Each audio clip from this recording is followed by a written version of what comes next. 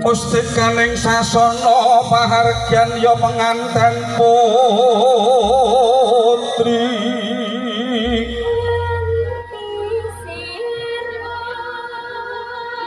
tupi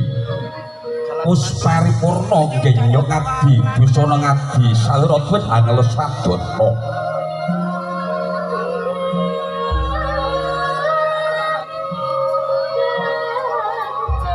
sang pengantin putri ing mangke tumuli ya kakane jengkar saking sasana bali mayang arum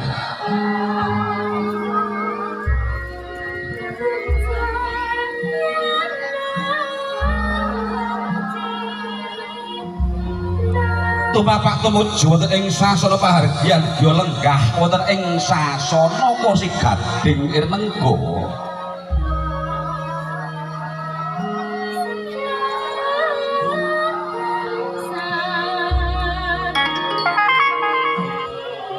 Dasaranudya sulistya ing warna karengga busana ingkang endah edi peni busana Jawi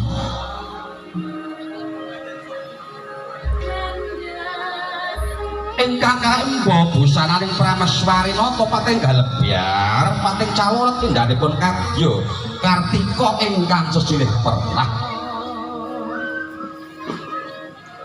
pepas ireng meles anjanges kang sarwa pantes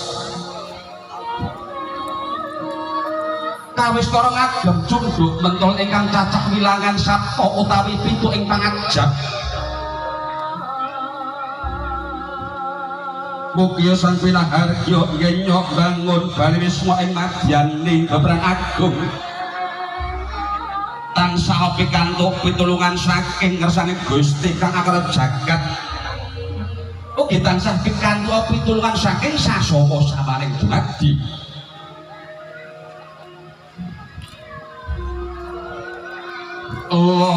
lonan sang pengantin putri genya lumaksana prajana kalampun kebak ing pangatos-atos tindara kamping dening ingkang Rama dalasan ingkang ibu nenggih bapa Swangdi dalasan ibu Winarsih sinten to ingkang minangka sulih slira sang pengantin putri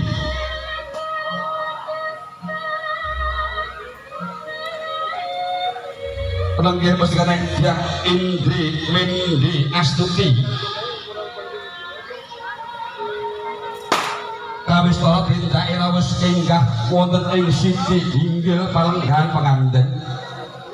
Praten sasana kang tinuju pramila sang Subha manegala krah panet juru pratigis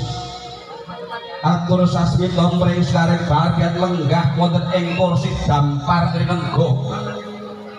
kursi sekarang papan palenggahan ewa dini rinengga kanthi rinenggan ngaco sekarang kang sarwa pilih